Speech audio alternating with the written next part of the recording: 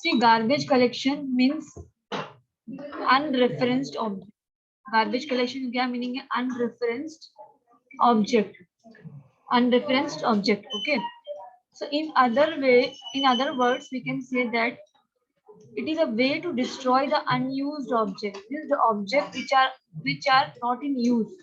ठीक है, जो ऑब्जेक्ट जो है जो यूज में नहीं है उसको डिस्ट्रॉय करना, उसको बोलते हैं गार्बेज कलेक्शन. जो ऑब्जेक्ट यूज में नहीं है उसको डिस्ट्रॉय करना उसको बोलते हैं garbage collection. Okay.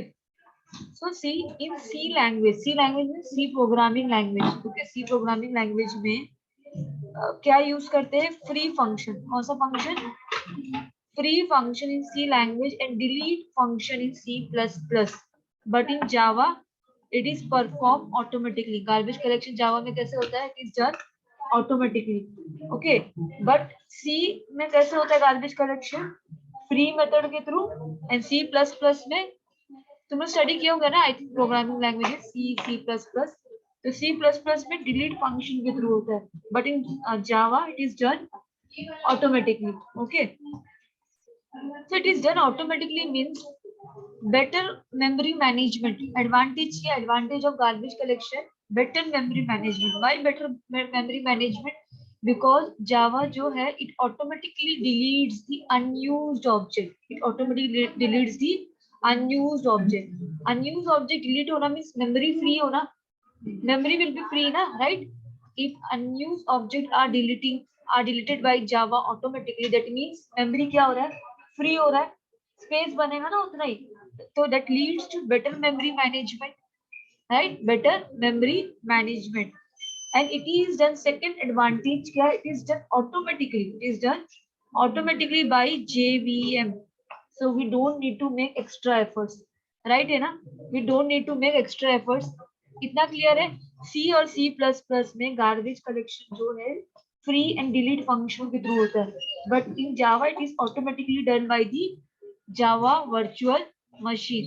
So advantage क्या होगा? Better memory management. Why better memory management? Because memory जो है free हो जाएगा. Okay, जो unused जो space है वो क्या हो जाएगा? Unused space को वो delete कर देगा. जो space use में नहीं है उसको वो क्या कर रहा है? Delete कर रहा है. Okay. अभी next देखो. अच्छा, ये फर्स्ट सेंटेंस देखे तुमने. Garbage means unreferenced object. तो मींस जो ऑब्जेक्ट अनरेफरेंस्ड ऑब्जेक्ट है उसको डिलीट करता है जावा. जो ऑब्जेक्ट क्या है? अनरेफरेंस्ड है. अनरेफरेंस्ड नॉट इन, ठीक है? तो जो ऑब्जेक्ट अनरेफरेंस्ड है जावा उसको ऑटोमेटिकली डिलीट कर देता है फॉर बेटर मेमोरी मैनेजमेंट. तो why to take extra space, right? समझ में आ रहा है? अगर वो ऑब्जेक्ट को यूज ही नहीं है सिस्टम में, मेमोरी में, तो why to take extra space. समझ रहे हो बात? एक्स्ट्रा स्पेस नहीं लेगा वो. क्या कर देगा? डिलीट कर देगा. मेमोरी फ्री हो जाएगा, right? So now see what is the meaning. How can an object be unreferenced? Object कब unreferenced बनता है? In Java, garbage means unreferenced object, right? Unreferenced object. तो how can an object be unreferenced? Means object कब unreferenced बनता है? Okay. See, by nulling the reference, 3 points याद रखो. 3 important points. How can an object be unreferenced? 3 important points. By nulling the reference, null value अगर assign करते हैं हम लोग, by assigning a reference to another, by anonymous object. 3 points note down. Then only you can understand the example. How can object be unreferenced? 3 points है. By nulling the reference, by assigning a reference to another. और third point क्या है? By anonymous object. By anonymous object. किए note down उसको.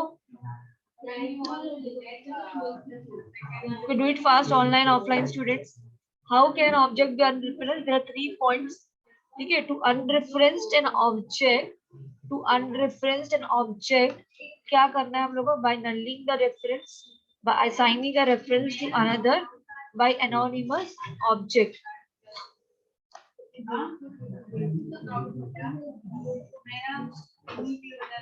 3 points लिखे. जब भी example समझ में आएगा.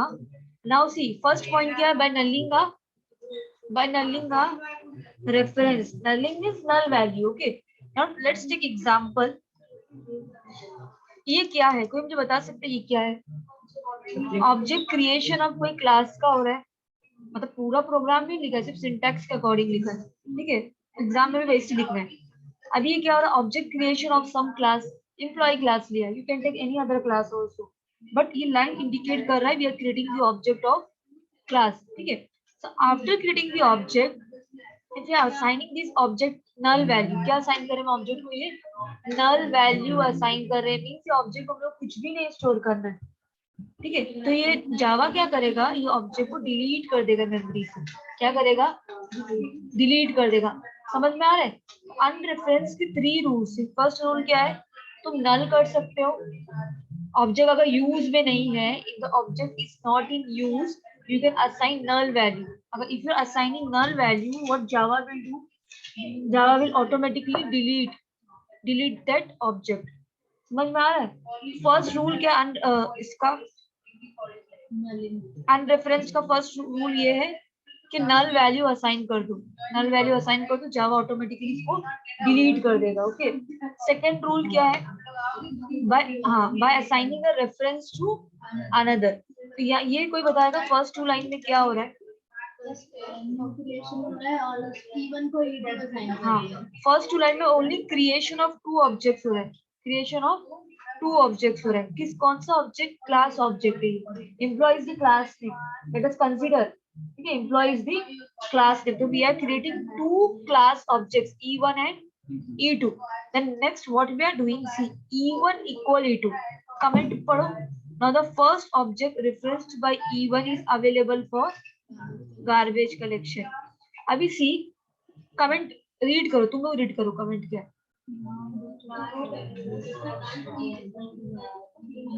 see first ही क्यों लिखा है, see now the first object referred by E1, only E1 is now available for garbage collection, why, because we have assigned E1 E2, तो जो E1 में है वो E2 में आ गया, so what is the requirement of E1, nothing ना, right.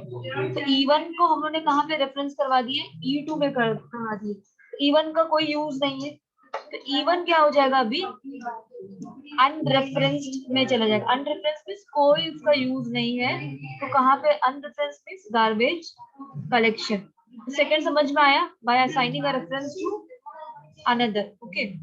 Third rule क्या है, थर्ड रूल पढ़ो, एनोनिमस, अच्छा एनोनिमस में बेसिक मीनिंग क्या होता है, एनोनिमस, एनोनिमस यूजर सुने हो कभी गेम खेलने के टाइम पे, एनोनिमस यूजर है, क्यों एनोनिमस यूजर बोलते हैं हम लोग उसको, जिसकी कोई आइडेंटिटी नहीं होती, वो अपना नेम रिवील नहीं करते, see while playing the game also what they are doing, जो यूजर्स है उन लोग एनोनिमस यूजर बनते हैं, एनोनिमस में अपना नेम रिवील नहीं करते, समझ रहे, गेम में ऐसे ही प्ले करते हैं, अपना नेम ऐड नहीं करते, तो एनोनिमस यूजर मींस उनकी आइडेंटिटी दे आर नॉट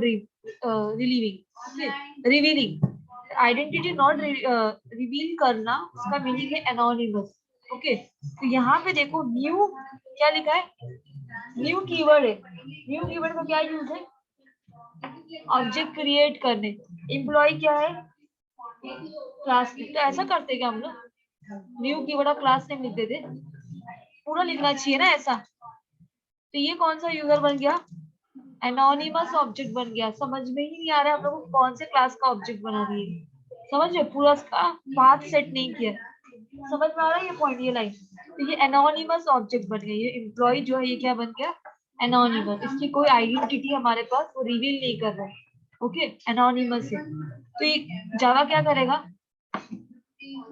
इसको डिलीट कर देगा, ओके, तो मेमोरी फ्री हो जाएगा, तो unreference garbage collection means unreferenced, garbage collection means garbage means unreference object means उसका कोई रेफरेंस, कोई उसका यूज नहीं है डेटाबेस में, तो कब कब यूज नहीं होगा, जब उसका ऑब्जेक्ट को हम लोग नल असाइन करते हैं, देन ऑब्जेक्ट को रेफरेंस कोई और ऑब्जेक्ट में दिया जाता है, और दूसरा क्या है जब वो एनोनिमस बन जाता है, एनोनिमस की कोई आइडेंटिटी रिवील नहीं करता है, ओके। तो 3 रूल्स है, ठीक है। So while writing this answer कैसे लिखोगे, first you have to write the definition, advantages दे दो, देन ये लिखना जरूरी है, how can object be unreference, 3 rules है, और 3 रूल्स के सिंटैक्स लिखना है, स्मॉल स्मॉल ई, ओके। हाँ अभी देखो in garbage collection there are two methods. कितने मेथड्स है? टू मेथड्स, फाइनलाइज और जीसी. नोट डाउन कर लो, finalize and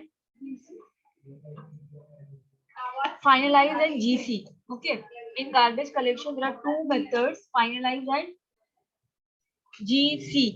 okay, now see, finalize जो मेथड है is invoked each time before the object is garbage collected. क्या meaning है? Finalise मतलब कब इन्वोक होता है? गार्बेज कलेक्शन से पहले होता है. But when it is invoke each time before the object is garbage collected. See, next point में रीड करती हूँ. This method can be used to perform clean up processing. Finalize method जो है it is used for clean up processing. ठीक है, clean up के लिए ये मेथड यूज होता है. सेकेंड पॉइंट ये है, when it is invoked before the object is garbage collected. Object garbage collected होने से पहले क्या परफॉर्म करता है? वो क्लीनिंग का काम करता है. क्लीनिंग क्या है? क्लीनिंग. अभी जैसे अभी घर का एग्जांपल है, पहले हम लोग क्लीन करते हैं घर. कुछ भी एग्जांपल अभी लो, मतलब हाउस क्लीन करने के बाद कि जो डस्टबिन है वो गार्बेज कलेक्शन बन जाता है. हाउस जो एरिया है, हमारा एरिया जो है फ्लोर का एरिया फॉर एग्जांपल, वो क्या हो रहा है? क्लीनिंग हो रहा है. क्लीनिंग होने के बाद जो हम लोग एक साथ उसको पूरा एकोमोडेट करेंगे वो क्या है? गार्बेज है ना. ओके, तो यहाँ पे जो है डेटाबेस का एग्जांपल है, आईटी है ना, घर का नहीं ले सकते. ओके, तो डेटाबेस में क्या होता है? पहले क्लीन होता है वो, फिर गार्बेज कलेक्शन. क्लीन होना मतलब क्या है? मेमोरी को फ्री कर देना, मतलब ऑब्जेक्ट डिलीट कर देना. E1 E2 जो भी ऑब्जेक्ट है उसको डिलीट करना, वो क्लीनिंग हुआ. और गार्बेज कलेक्शन कब होगा? ये उसका पूरा डेटाबेस को डिलीट कर दिया हमने. समझ रहे हो? डेटाबेस डिलीट करने के क्या होगा? It is garbage collected. तो क्लीन अप के लिए, फॉर क्लीनिंग द प्रोसेस, कौन सा मेथड यूज होता है? Finalize method is used. ठीक है, finalize method is used. Clean up processing के लिए finalize method is used. And finalize method जो है कब इन्वोक होता है? गार्बेज कलेक्शन के पहले. इंपॉर्टेंट पॉइंट है, सामने आ सकता है. रीड करो ये पॉइंट को एक बार. Everyone did this point, online offline students.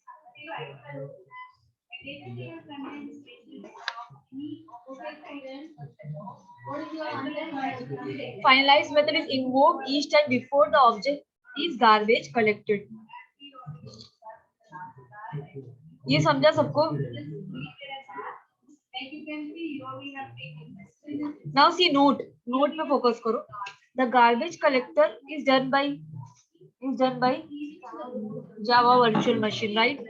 So the garbage collector of Java virtual machine collects only those objects that are created by new keyword.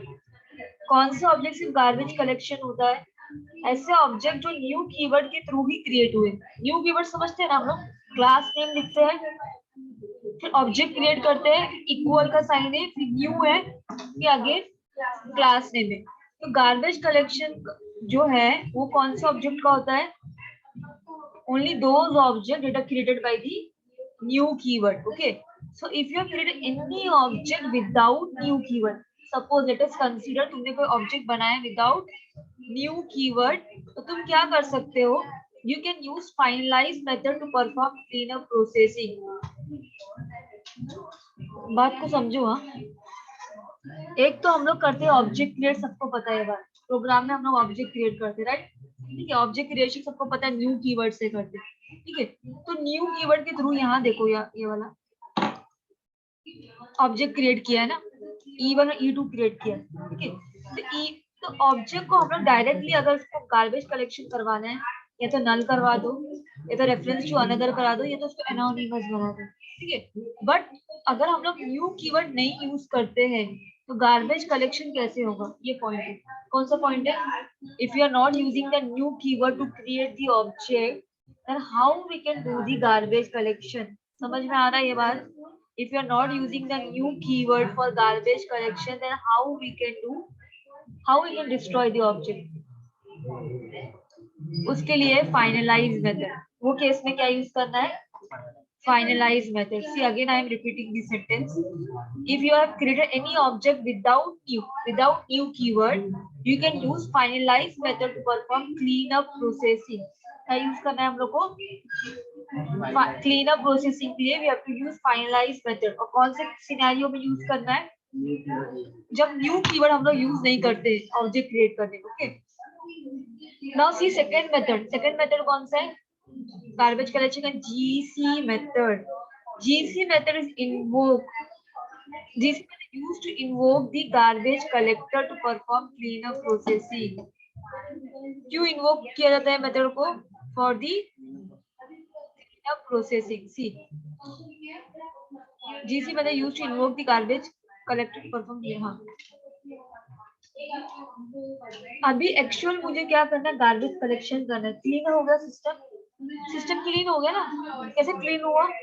Finalise method use करके. तो फाइनलाइज मेथड के through system clean up हुआ. Then अभी क्या करना है मुझे? Garbage collection करना है after the clean up process. तो क्लीन अप प्रोसेस जो है it is done by the, और you can say garbage collection बोलो. Garbage collection is done by the GC method. Confuse नहीं होना है. Clean up processing is done by the finalize method and जो GC method है it used to perform the garbage collection. Simple में लिख देना, ऐसा लिखने का नीड नहीं है. GC method we use to perform garbage collection. Okay, ये प्रोग्राम देखो गार्बेज कलेक्शन का. Series program everyone. Garbage collection का प्रोग्राम. Class name. क्या कर रहे हैं हम लोग? Class name. Okay, then what we are doing, we are using finalize method for the cleanup process. क्या कर रहे हैं हम लोग? We are using finalize method for the cleanup process. finalize method में हम लोगों ने एक प्रिंट करवा दी है statement, object is garbage collected. Okay, then what we are doing in the main method, we are creating two class object of class, right? S1 and S2. ऐसे ही करते हैं ना ऑब्जेक्ट ऑफ क्लास. समझ में आ रही है बात? न्यू कीवर्ड के थ्रू. देन दोनों ऑब्जेक्ट को हम लोग नल क्या साइन कर रहे हैं? Null. Null is the way for the garbage collection, right? Null assign करने के बाद what we are doing, null हो गया मींस सिस्टम अभी सिर्फ क्लीन हुआ है. क्या हुआ है? सिर्फ क्लीन हुआ है. अभी तुमको क्या करना है? गार्बेज कलेक्शन करना. उसके लिए कौन सा मेथड है? GC method. और GC मेथड को डायरेक्टली यू कांट यूज. क्या करना है? System dot GC, because GC method is defined system class. GC method कहाँ डिफाइंड है? सिस्टम क्लास में डिफाइंड है. सिस्टम एक क्लास का नाम है, ऑलरेडी प्री डिफाइंड क्लास है जावा में सिस्टम. तो GC मेथड जो है इज डिफाइंड सिस्टम क्लास. तो क्या लिखना है? S is capital. हाँ, जावा इज केस सेंसिटिव, पता है ना? जैसे डिफाइन है वैसे लिखना है.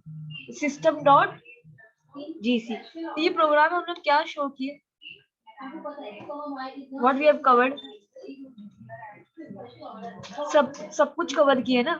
दो को अनरेफरेंस कर दिए, दोनों ऑब्जेक्ट को अनरेफरेंस किए बाय असाइनिंग नल वैल्यू. यही हो रहा है ना. टू ऑब्जेक्ट्स को हम लोगों ने अनरेफरेंस्ड किए बाय असाइनिंग नल वैल्यू. ठीक है. Then we have used both the methods, finalize method and GC method. Finalize for the cleanup processing and GC method for the garbage collection. So output क्या आएगा इसका? What will be the output? Object create हो गए. दो object create किए, दोनों को नल किए.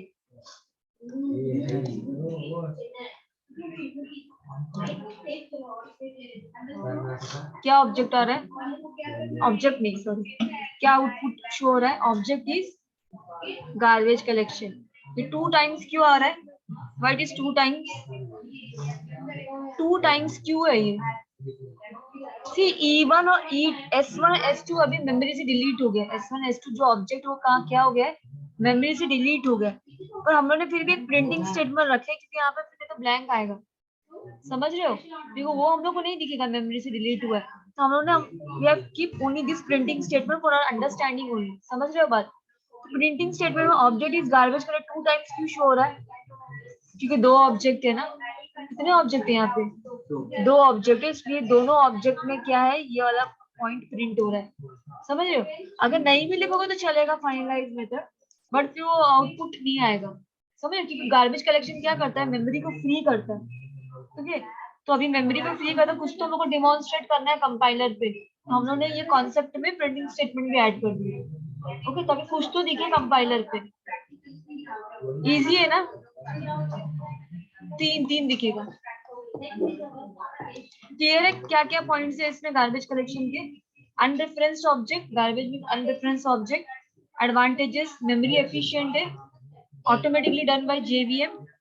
Then how can an object be unreferenced? 3 points. Null value we can assign. Then assigning a reference to another, और third क्या है? Anonymous object is no identity. ये 3 याद रखना है कैसे हो रहा है.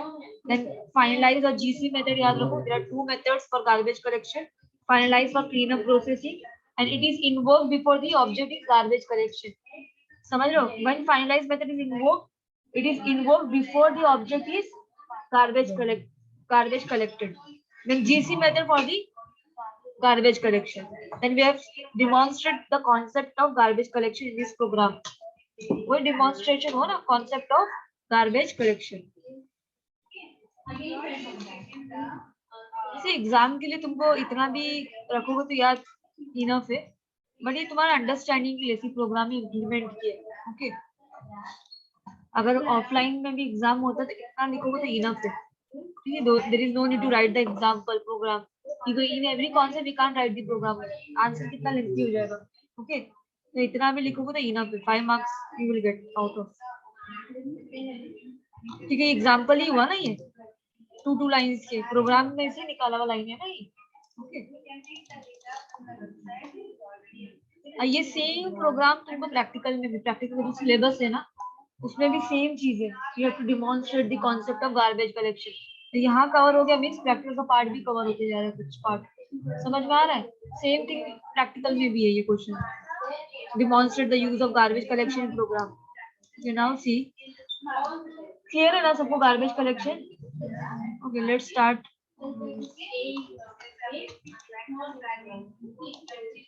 ऑनलाइन स्टूडेंट्स,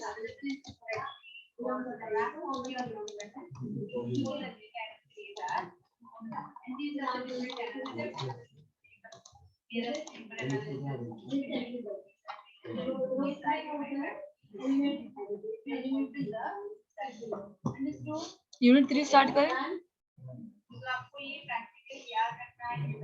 यूनिट 2 में cover super these constructions method.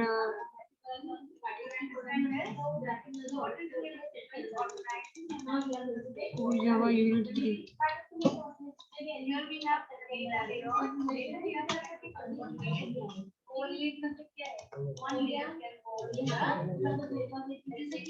Okay, clear है ना?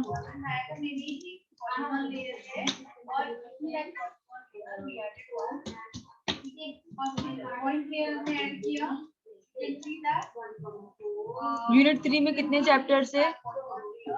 2 ही चैप्टर है. ठीक है, इनहेरिटेंस है और पैकेजेस है. इनहेरिटेंस और पैकेजेस है. इनहेरिटेंस में क्या देखना है हम लोग को?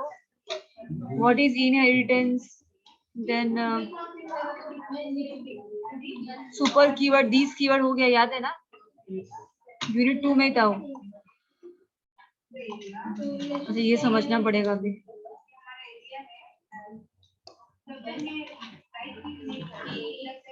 derived class object, inheritance and access control.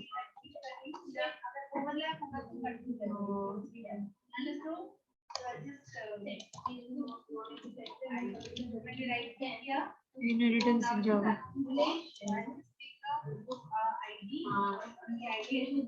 Okay, now let's start this. 10 minutes से.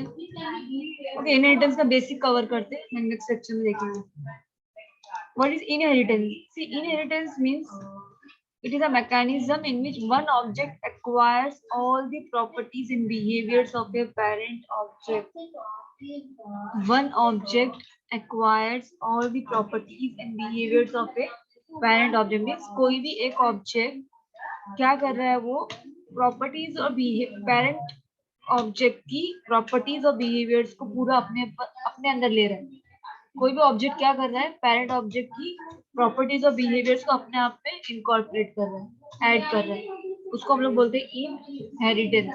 Okay, Now see, the idea behind inheritance in Java is that you can create new classes. क्यों inheritance का concept derive हुआ? Because in inheritance we can add multiple classes, right? Derived classes add कर सकते हैं ना हम लोग. So the idea behind inheritance in Java is that you can create new classes. Okay, new classes that are built upon existing classes. समझ में आ रही है बात? न्यू क्लासेस जो हम लोग बनाएंगे वो किस पे बेस्ड करवाएंगे हम लोग? एग्जिस्टिंग क्लासेस पे. ठीक है, प्रोग्राम के थ्रू क्लियर होगा ये. When you inherit from existing class, मतलब क्लास ए क्लास बी, ये क्लास बी क्या कर रहा है अभी? Class B inherit the features of class A. Will inherit the features of class A means क्या हुआ? See, suppose I have created two class A or class B. Let us consider class A is parent class और class B is child class. तो see, अगर मैं ऐसा बोल रही हूँ, class B inherits the features of class A. Class B inherits the features of class A. इसका क्या मीनिंग है? Class B acquiring all the properties and features of class A. Means class B में क्या आ गया? Features of class A आ गया. Okay. So when you inherit from an existing class क्या हुआ A और B में? A existing हुआ ना, तो B जब new बना रहे हो तो B के लिए existing class कौन सा रहेगा? A रहेगा. So when you inherit from existing class, you can reuse methods and fields of the parent class. Means B class में तुम reuse कर सकते हो methods and fields of the A class. Are you getting this point? अगर कोई भी parent class का features तुम child class में use कर सकते हो. ये मीनिंग है. पेरेंट क्लास के जो फीचर्स है, एट्रीब्यूट्स है, मेथड्स है, ऑब्जेक्ट्स है, कहाँ पे यूज कर सकते हैं हम लोग? चाइल्ड क्लास में यूज कर सकते हैं. इसी को हम लोग बोलते हैं इनहेरिटेंस. ठीक है, अभी now see this terms used in inheritance. कौन से टर्म्स हम लोग यूज करने वाले इन inheritance concept?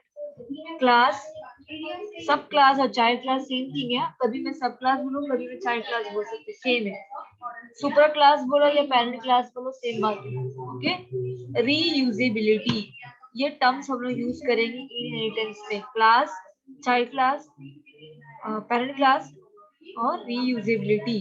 Class means class, common class पता है, जो क्लास हम लोग क्रिएट करते हैं. Class, class name, first line जो लिखते हैं क्लास, क्लास में. तो यहाँ पे सेम थिंग लिखा है. क्लास एक ग्रुप, क्लास में क्या रहता है? ग्रुप ऑफ ऑब्जेक्ट्स ही रहता है ना. What we are doing in class, कोई भी क्लास क्यों क्रिएट करते हैं? उसके अंदर ऑब्जेक्ट्स प्रेजेंट रहते हैं बहुत सारे, right? We can say that a class is a group of objects which have common properties, or we can say that a template or blueprint from which objects are created. See, class जो है एक blueprint है. जो भी object हम लोग create करते हैं, लाइक E1, E2, जो जो मेथड्स हम लोग क्रिएट करते हैं, तो उसका ब्लूप्रिंट कहाँ पे दिया है? ब्लूप्रिंट मींस पूरा डिजाइनिंग क्लास के अंदर दिया है. Blueprint means designing. Blueprint means designing. तो क्लास एक टाइप का टेम्पलेट है. अभी एक समझो, अगर तुम होटल में जाते हो, जो भी यू कैन से जो भी डिशेस वहाँ प्रेजेंट है वो होटल में पर्टिकुलर, तो वो डिशेस जो है वो कहाँ पे प्रेजेंट है? एक टेम्पलेट में लिखा हुआ है ना पूरा. तो तुमको मेन्यू मिलता है, मेन्यू कार्ड, मतलब टेम्पलेट ही ना मेन्यू कार्ड. जो services offered by that hotel, जो भी होटल है, सर्विसेज जो भी उनके जो भी डिशेस है वो कहाँ पे है? मेन्यू कार्ड में है ना, लाइक टेम्पलेट में है. ओके. तो वैसे ही जो भी हम लोग ऑब्जेक्ट, मेथड्स और फील्ड्स जो भी क्रिएट करते हैं जावा में, E1, E2, जो भी मेथड्स है वो कहाँ पे है पूरे? उसका टेम्पलेट क्या है? क्लास है. कहीं पे तो डिफाइन रहेगा ना, कहाँ पे डिफाइन है वो? क्लास में. So we can say that class क्या इज अ टेम्पलेट और ब्लूप्रिंट. एक ही मीनिंग है, टेम्पलेट और blueprint from which objects are created. Clear है पॉइंट? नेक्स्ट पॉइंट देखो, चाइल्ड क्लास क्या होता है? चाइल्ड और सब क्लास सेम है. What is child class? Child class means class which inherits the other class. समझ में आ रही बात? ये चाइल्ड क्लास क्या करता है? Which inherits the other class. Inherits means, inherits का क्या मीनिंग है? Child class means class which inherits the other class. Class which inherits the other class. हाँ, parent class का property. See, acquiring the properties of parent class. Acquiring the properties of parent class, उसको हम लोग बोलते हैं inherit. क्या कर रहा है वो? Inherit. जैसे हम लोग parents को अपना resemble करते हैं, चाइल्ड जो अपने पेरेंट्स को, ग्रैंड पेरेंट्स को रिसेंबल करते हैं, तो वो भी इनहेरिटेंसी हो गया ना, राइट। जो पेरेंट्स, जो हम लोग चाइल्ड है वो रिसेंबल किससे करते हैं, पेरेंट्स, ग्रैंड पेरेंट्स वैसा रिसेंबल करते हैं, तो वो सब क्या है, इनहेरिटेंसी हुआ ना। We are inheriting the features of a parent only. हमारे पास जो, we are inheriting the features of parent, means we are using जो भी फीचर्स है, जीन्स होगा, ब्लड ग्रुप फॉलो हो रहे, ओके। तो चाइल्ड क्लास क्या है, अ class which inherits the other class, ऐसा क्लास जो दूसरे क्लास के फीचर्स को यूज करता है। समझ में आ रहा है, तो उसको हम लोग बोलते हैं चाइल्ड क्लास।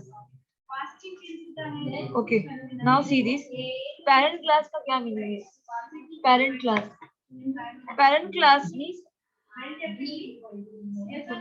हाँ, parent class means a class from where a subclass inherits the feature, ऐसा क्लास जिसको सब क्लास ने यूज किया है।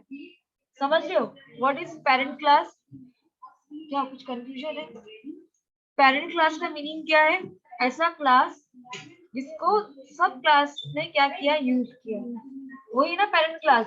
समझ रहे हो, see read this point, everyone go through this point जो सिलेक्ट की मैंने, रीड दिस पॉइंट।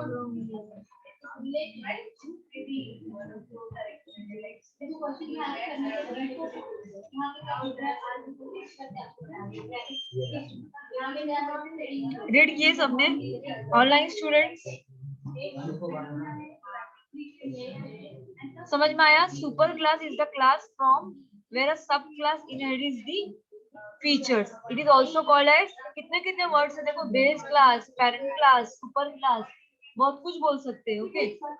रीयूजिबिलिटी देखो अभी, रीयूजिबिलिटी मीन्स रीयूज करना, रीयूज करना मीन्स फिर से यूज करना, okay. See reusability means facility to reuse the fields and methods of the existing class when you create a new class.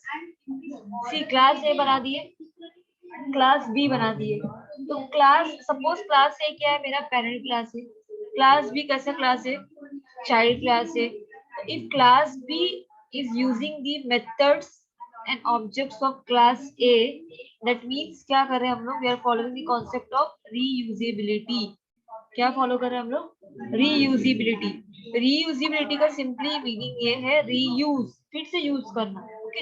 एक बार class ए में define हो गया, बट हम लोग क्या कर रहे हैं, उसका रीयूज कर रहे हैं in another class also. Let's take class B में कर रहे हैं, क्लास ए में डिफाइन है, कहाँ यूज कर रहे हैं, क्लास बी में कर रहे हैं। Reusability means reuse the fields and methods of the existing class when you create a new class. So while creating the new class, we are using the fields and methods of the existing class. Suppose A का use कर रहे हैं, okay? ये main thing है, अभी इस पे आ जाओ। Everyone focus on this one. Syntax. Syntax of Java inheritance. Syntax of Java inheritance. हाँ, one parent class can have multiple child classes, right, Arun? One parent class can have multiple child classes, right, a point that we will see. अभी start किए ना। सी rejoin after the break, कितने हैं, 10:50 है ना, हाँ, तो 10:50 को रीजॉइन करना है, सेम लिंक यूज करना है और रीजॉइन करना है 10:50 को, अभी नहीं करना है। I am stopping here now. 10:50, हाँ, नोट डाउन द टाइम, अभी 20 मिनट्स का ब्रेक है, एंड कर देते, खुद ही एंड हो जाएगा।